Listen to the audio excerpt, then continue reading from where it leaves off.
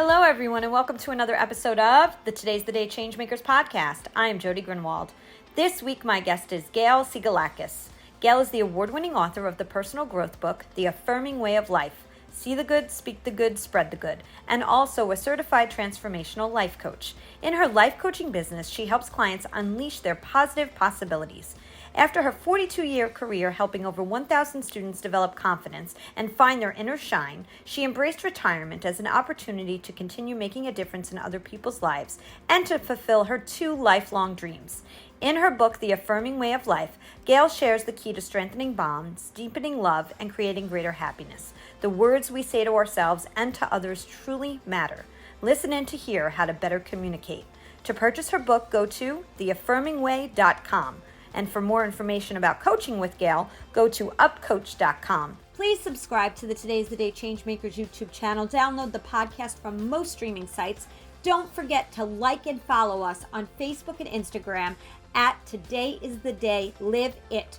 Also, to learn more about Today is the Day's overall programming, International Annual Forum, the upcoming Changemakers Connective, business coaching and consulting, go to todayisthedayliveit.com. The views expressed by all Today's the Day Changemakers podcast guests are their own. Their appearance on the Today's the Day Changemakers podcast does not imply any endorsement of them or any entity that they represent. Thank you and have a fabulous week, everyone. Hello, everyone, and welcome to another episode of the Today's the Day Changemakers podcast. I am Jody Grunwald, and as I've been saying for the last 2 years now, I get to interview the change makers, the inspirers, and those who are positively disrupting the status quo every single day in the work that they are doing. And this is my last interview for 2022. So I am so excited to welcome Gail Tsigalakis to this podcast as my last guest for 2022. Hi, Gail. How are you? Hi, Jody. Oh my God, I am so honored to be your last guest to end this year and bring in the new year. Well, when we had our first chat, and we're going to get into all of that, your messaging was so important to me to end this year so that we're going to have a week in between into the new year and give people an opportunity to really reset and rethink. And we're going to talk about ways that people can think differently and how they can move forward through the work that you're doing. So I know we're going to get to that in a few minutes, but you were the perfect choice for my last guest for the year. Thank you, Jody. Oh, you are welcome. So, Gail, before we get into the questions and the conversation I've really been looking forward to, I just want to read a little bit from your bio so people know a little bit about your background story. So, Gail is an award-winning author of the personal growth book, The Affirming Way of Life. See the good, speak the good, spread the good. A transformational life coach and a former elementary school educator. After a 42-year career helping over 1,000 students develop confidence and find their inner shine, I love that, their inner shine, she embraced retirement as an opportunity to continue making a difference in other people's lives and to fulfill two lifelong dreams, not just one, two. She says, I always wanted to be a writer because books have made such a difference in my life, and she wanted to pay it forward. She joined a writer's group and intensely studied the art of writing, publishing her book in 2019, which we're going to get into. She's had the pleasure of spreading her book's life-changing message about the power of our words to damage or nourish our relationships through speaking engagements until the wonderful pandemic hit. Gail embraced the lockdown as an opportunity to pursue a second dream, training as a transformational coach. Gaining perspective through conversations with friends, family, and therapists have enabled her to grow and transform her life. The pandemic has given Gail the opportunity to develop her skills as a life coach to again pay it forward by helping as many individuals as she possibly can transform their lives. And speaking coach to coach, I understand what it means when you have that calling, that it's something that you just need to do. So Gail, welcome again. I'm so happy to have you here. Thank you, Jody. So what I do with my guests every time is we go a little bit backwards so people understand a little bit more. We read your bio, but everybody wants to know about the person behind what's written on the page. And so let's talk a little bit about you as a child, where you grew up, and some pivotal moments that you may have experienced as you were growing up. Okay, so I was born in Brooklyn. I lived there till I was 5 years old. And then we moved to New Jersey. I grew up in a like middle of the state town, Scotch Plains. And, Sure. yeah, and yeah, in terms, I would say, when I think about my childhood, it has been colored so much by the fact that my mother was bipolar. Mhm. And, it was in writing my book that I did that backward thinking to see how my childhood shaped, the important things that I focused on in my life as an adult.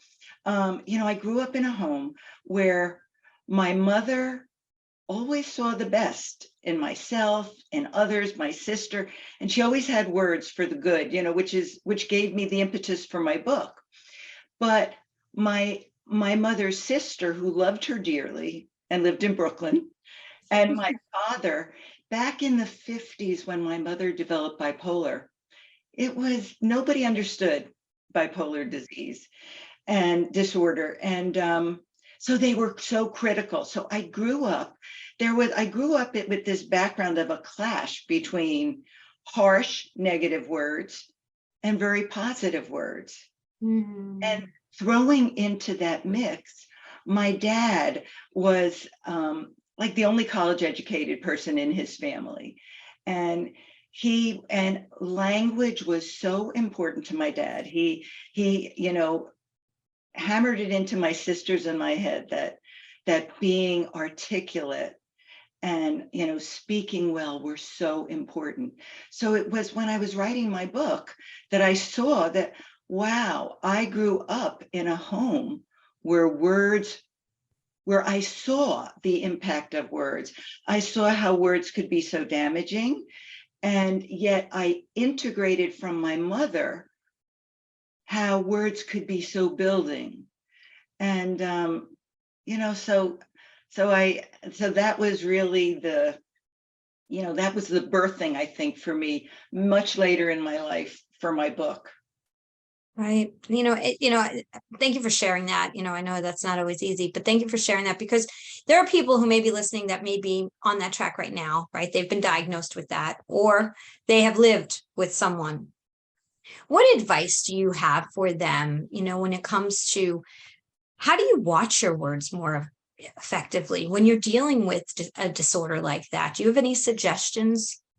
I think my biggest advice is compassion, because Mm. what I noticed was that my aunt and my father, they so much wanted to change my mother, and they wanted her to be who she was before she developed the bipolar disorder. And I just realized my mother was who she was. She wouldn't choose to be that way. And so compassion, I think, stepping back in the moment, reminding yourself that this person doesn't choose to be this way. Yeah, no, that's really, really good advice. And I know it's hard. I know it's hard when you're in that situation, but finding that place inside yourself is so vitally important. Now, as you were growing up, you were going towards your goals, and education is where you landed. So tell us a little bit about, you had a long career path in education. So share with us some of the highlights and why you went in that direction. So I didn't expect to be a teacher. It wasn't like I like had this dream, I want to be a teacher. I was studying child and family development, and really I had a practicum experience in early childhood, like in preschools. And my sister came to the school and observed me and said, "Gail, you are great with kids. You should do that." And anyway, so that I eventually got a master's in education and became an elementary school teacher. But I found such a strong calling, that my life had such significance and meaning because I was able as a teacher to make a difference in other children, in other people's lives, the children and their families. Right. I don't know that I knew that before I became a teacher. I don't think I realized how much it gives us to Mhm. contribute to other people's lives. But Mhm. I would say that, again, like with hindsight, looking back on my career, I think of myself as a teacher with a hidden curriculum because, as education through the years, the way it has proceeded, like I was in the field for 42 years, the emphasis all on curriculum and test scores. And what I have found is that, unfortunately, because of all the pressure from the administration, even for them, that the child, who the child is, and the child developing as a full person is forgotten. So I would say my hidden curriculum always, I taught curriculum as a sideline to my role, I felt, in influencing, in supporting children, in discovering their talents, feeling that they were seen, that they were valued. Well, that is beautiful. And I like that the hidden curriculum and really focusing in on the kids because there's so much pressure from the administration on test scores, right? The test scores are everything. And so that's really hard for teachers. And my daughter is becoming a music teacher and going to school for that. So, she's in her practicum right now. So I totally understand. And that calling is strong. And when you want to make a difference, who best to make a difference with than those little minds, right? That had to be so fulfilling. And Jody, I want to say that I used to feel like, I don't know, sometimes when I in the course of my teaching, certainly periods, I would doubt myself about, doubt, was I being an effective teacher? I get messages on Messenger and emails almost every week from children who are now 20, 30, and 40, and their parents, and telling me that I made such a difference in their life. So it shows me that what's really important when you're in the lives of children is nurturing their sense of who they are. That's what remains with them more than what they learned in reading or math or any other subject. So what brought you from there, right? So that there was a pathway, something sparked you to say, okay, I want to go from teaching to becoming an author. And this book, I have to tell you, I love the feel of the cover too. It has a whole different, it's really, really well done. So thank you so much for the book. And it is a wonderful read. I highly recommend it. Again, it's The Affirming Way of Life. See the good, speak the good, spread the good. And so Gail, tell us what brought you down this path.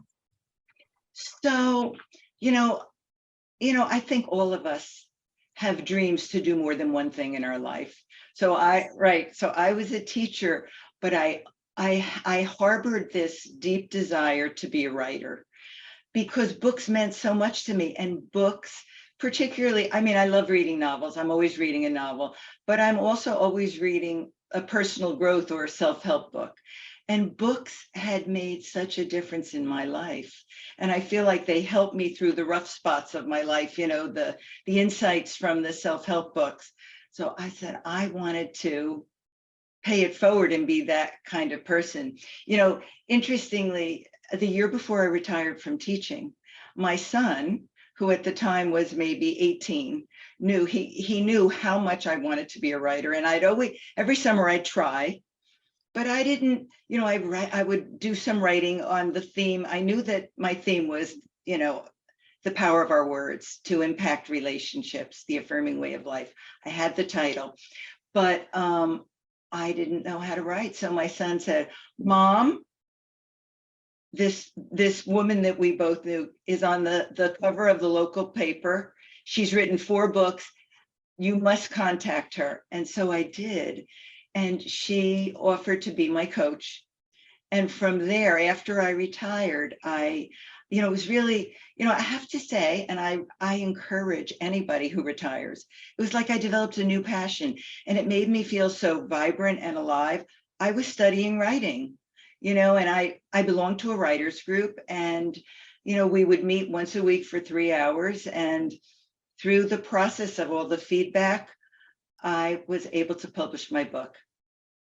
That is one, that's just, it's a great story. And, you know, you were talking about, you started this question, the answer to this question with, there's not just one thing that we are sometimes meant to do in life. There's many.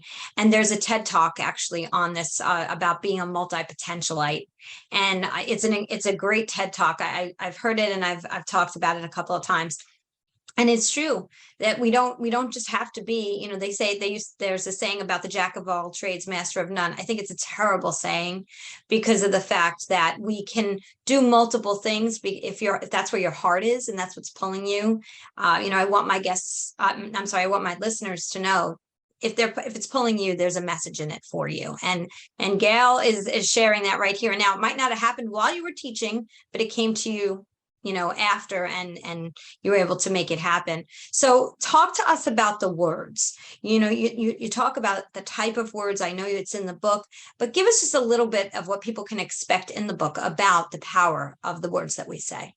Yeah, you know, I think the one strong message I want to tell people about our words is that, you know, in our relationships, you know, our major way of connecting with each other is through words. And so we have this ability through the words we speak, which starts with, you know, when my, you know, the subheading, see the good, you know, it starts with how we see the people in our life. It's a choice, you know, and with any single person, we can look at everything that's wrong and frustrating or disappointing to us, or we can shift and look for, well, what is working? What is positive about that person? So looking in the relationships we have, if we want to nurture our relationships in a positive way, it begins with looking for what we value and appreciate in the other person, and then generously telling them.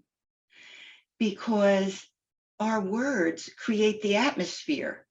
You know, the words that we express between each of us, it either creates good energy or negative energy.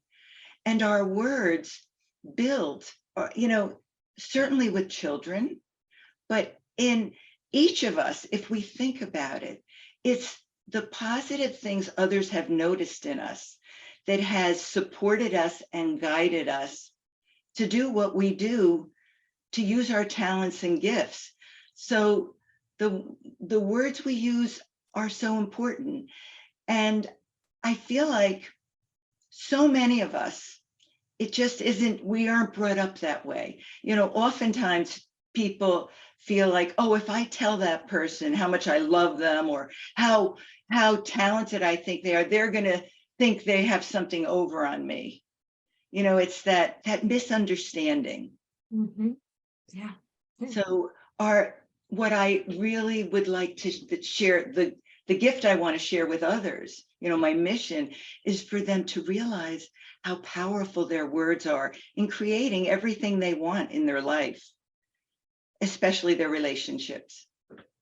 Oh, absolutely. And I feel like the more we talk negative to ourselves, as well as to other people, we just continue this negativity cycle, right? It just, you can get so caught up in the drama of all of that, as opposed to, as you said, the kindness. And unfortunately, in human nature, there's competition, I think, right? So if we try to tell somebody that they did something so great, then for whatever reason, certain people feel like once they give that away, they're actually making themselves feel less than, as opposed to equal to, or allowing somebody to just be smarter or just have a better idea and let them share their talent with you and help them teach you, right? And so words to me, obviously to all of us, are very important, but in the heat of a moment, some of the things we say, we have to realize that we can't take back. You can forgive, but you don't forget.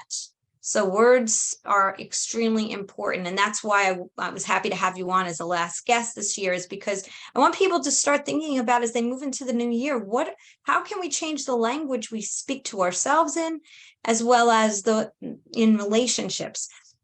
And you have, and I have talked about this, about you had told me about watering your marriage and your relationship. And I would love at this juncture to share a little bit about that, or anything you want to when it comes to this topic. So yeah, I'm going to talk about, I'll mention about the word relationship, but I want to first respond to what you said about our words for ourselves are so important. In my book, I talk about six different categories of words that really are so important. And the first one is self-supportive words, because if we can't talk positively to ourselves, how can we talk positively to others? Not that one has to come before the other, but yes, as you said, I mean, I think all of us deal with negative self-talk. It's part of the human condition. And so learning, I think, developing a habit of speaking kindly to ourselves. That's one of the things I really talk about in the book. This is a quirky thing I do. Because it's something I know I need. Any little thing I do, because I know things that are an effort for me, I say to myself, Gail, I am so proud of you. So it's developing that habit of seeing the good in yourself and speaking the good. Another thing that I do that I think also nurtures a positive frame for other people too is gratitude. Having a daily gratitude practice, being grateful for, I think when we recognize the good things in our life and appreciate them, we start to feel better about life. And that extends to the people in our life. So, but back to what you were said about watering relationships. Love it. Yeah. Yeah, I know when you and I talked, I started to tell you a story that, naturally in my relationship with my husband, we've been married 33 years. There was a time period where, you develop grievances, you take each other for granted. It unfortunately is part of living in relationships. And I had a wake-up call that I really felt the separation between us, that we were not really connecting. And I spoke to my husband and he agreed with me. Yeah, that he felt the same way. And we talked about finding common ground, things that we could do together. But what I started to do was appreciating him. And since then, that was like 10 years ago. This is what, and I would recommend this to anyone. Every day I make sure in my relationship with my husband to tell him how much I appreciate him for specific things. That's something else I talk about in the book. When we are specific about our praise, then it gives the other person something to hold on to and repeat to themselves. Oh, yeah, I am that way. So when I affirm my husband or appreciate him, I thank him for specific things. Like he brings me hot water with lemon every morning because he knows I like it. Every morning, I never take it for granted. Honey, thank you so much. I really appreciate that. So, I do the same with my son, with my sister I talk to every day. Taking a moment, pausing a moment, recognizing what you appreciate in the people in your life and telling them. It's like putting fertilizer on a garden. Oh, absolutely. And I loved when you called it watering your relationship. I was like, that is such a great way to put it. And it makes me think about my, relationships I have, and I do that with my kids too, but maybe not every other relationship in my life. And I think I'm definitely working on that. Is that gratitude piece for the small and the large, right? It doesn't have to be this big thing. It could be, to me, right, that water with lemon, if you didn't get it, tomorrow for whatever, you'd miss it, right? So you know that you want to have that gratitude every day so that you don't have that miss.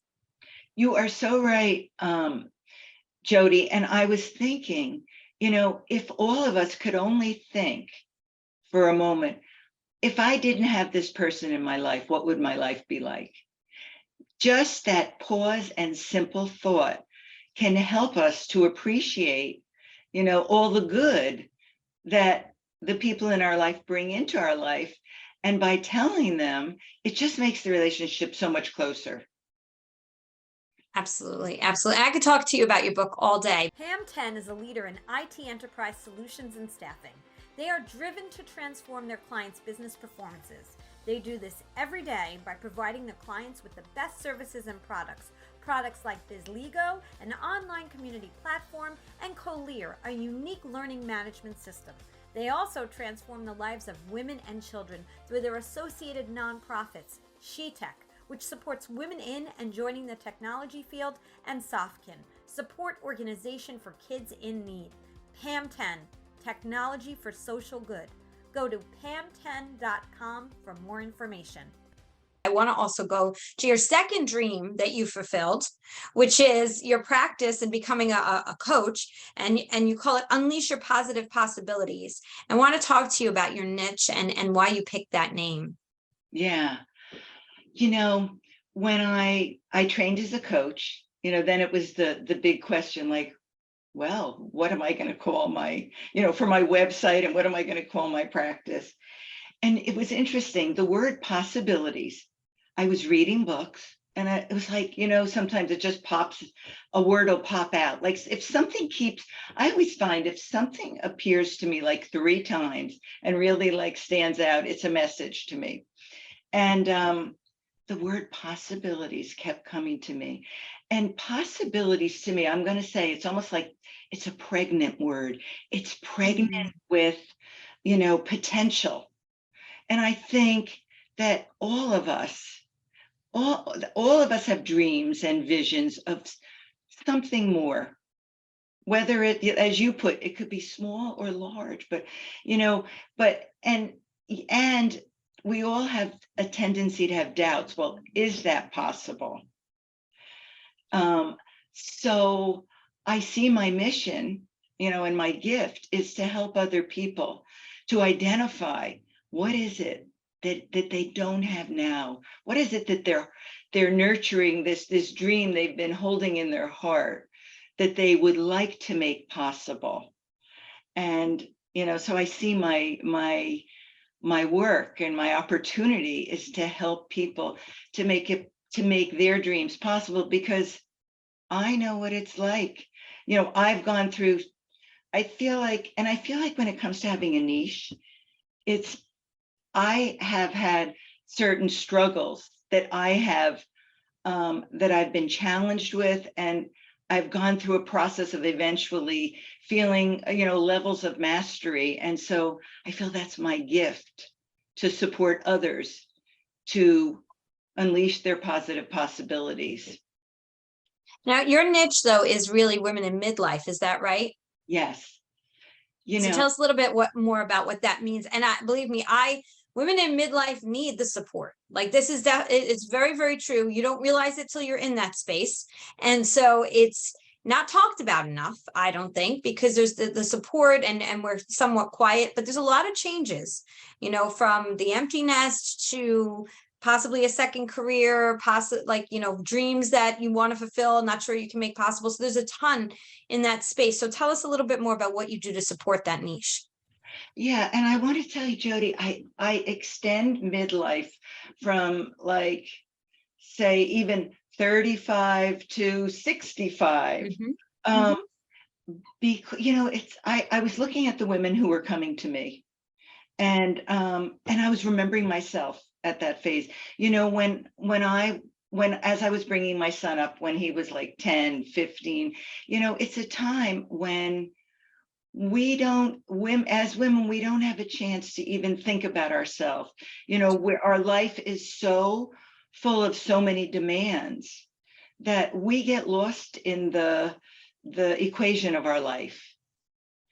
And often when women are lost in that, they are not feeling their sense of worth and value. They forget who they are. And so that is, though, I want to help women. I work to help women recognize their value and worth, and then confidently like access, well, what is it they really want, and find it within themselves to speak up and ask for what they want and need in their relationships at home and their relationships at work. Yeah, and it's so true. There, you do lose yourself, especially with family or career. There's so many things we wear. I say it's armor. We wear all these titles as armor. They start to define us, and we don't even realize it's happening.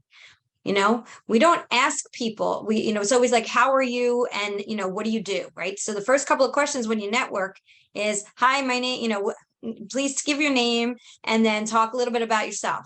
It's never about yourself. It's always about your title, right? It's always about I am, and my name is this, and this is what I do.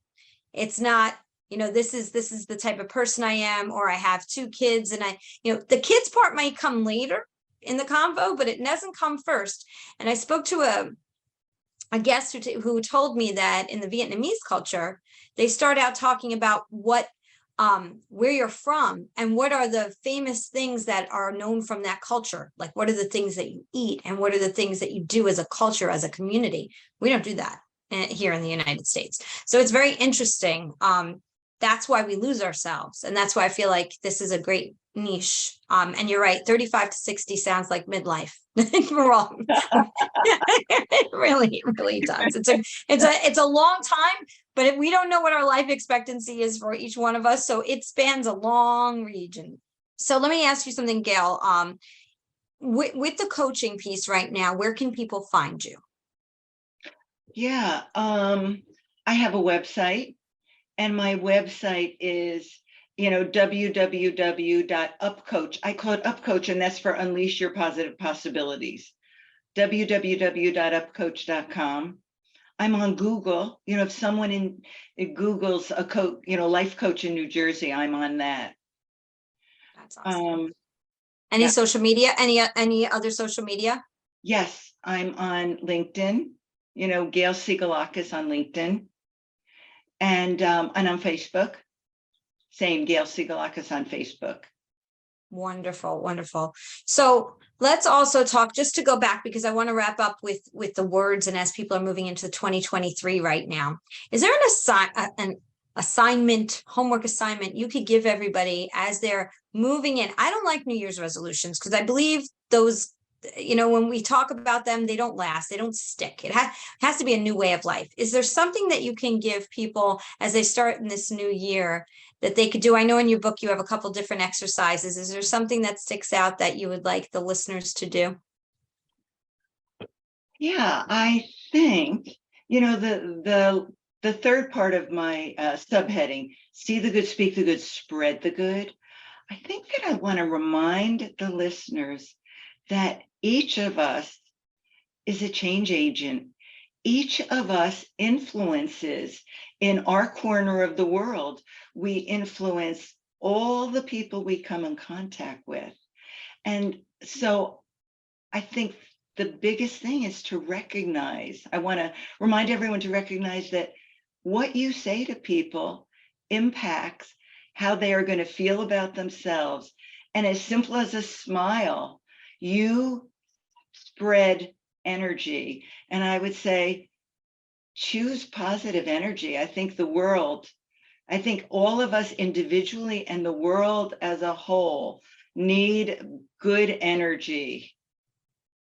100%. And I think that's so important. So pay attention, be present with yourselves. If when you're about to say something, think about it before it comes out. Remember, you can't get it back in again. And it's also how do we choose to react when someone else says something too, because we can't control the actions or what people speak, but we can control how we react to it. So I think in this new year, the power of presence and and how we speak should be something that we all pay attention to. A little bit more kindness out there. Jody, thank you. I love what you added to that. 100%. I agree with you.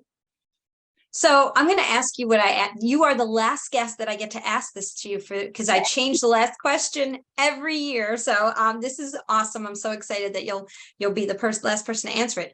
What is the footprint you're creating right now that you want to leave behind? My footprint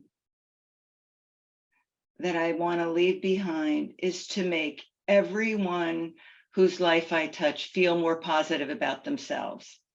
Positivity, that is my footprint.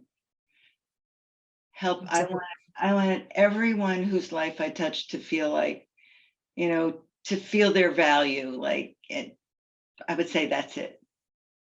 And that would mean from every reader, because once you write a book, your words are put and they're down, right? They're down, they're permanence. They have permanence here, right? And so, which is amazing. Where can people find your book? It's a great gift idea too. If you have to buy a late gift or a birthday gift as we move into the new year, whatever it is, this is a great opportunity to support someone who put their life's work on paper here. So where can they find it, Gail? Amazon. Just put the title, The Affirming Way of Life. It's on Amazon. It's also on Barnes and Noble. Perfect. Perfect. I love it. I love the colors. I love the title. You're an Indie Excellence winner. So congratulations on that. I know that's on the cover. So congratulations. Is there anything else before we go that you want to share with the listeners? Yeah, just I would say we have so much power in our words. We have power to shape the way we feel about ourselves. We have the power to shape our relationships, and choose your words. It's so, I think the thing that's so amazing is you don't have to pay anything for it. You don't need training. It's such a natural gift we have. Make good use of it. Thank you, Gail. Thank you for sharing. Thank you for being a part of Changemakers. You'll be a part of the Changemakers Forum, hopefully in March as well as one of our panelists. So I'm excited about that, working with you in 2023 in other ways that we'll share down the road as well. So this will be a lot of fun to begin this new relationship and friendship. I want to thank Michelle Sakurka, openly here for introducing us. She was a Changemaker guest in the first year of Changemakers. And I just want to wish everybody a very happy new year. And Gail, same to you. And thank you so much for sharing your words today. Thank you. Thank you so much, Jody. And I am delighted and honored to have been your guest. You are a change maker. You have such good energy and intent, and I feel delighted to be connected to you. Oh, thank you. I feel the same way. I totally feel the same way. I'm going to say what I say at the end of every single podcast. Today is the day. You cannot go back to yesterday, and you do not yet own tomorrow. So what steps, small or large, are you going to take today to get yourself closer to your goal? Again, thank you so much to Gail Sigilakis for coming on with me today and sharing her insight. And I look forward to seeing everybody in the new year. Bye, Gail. Bye.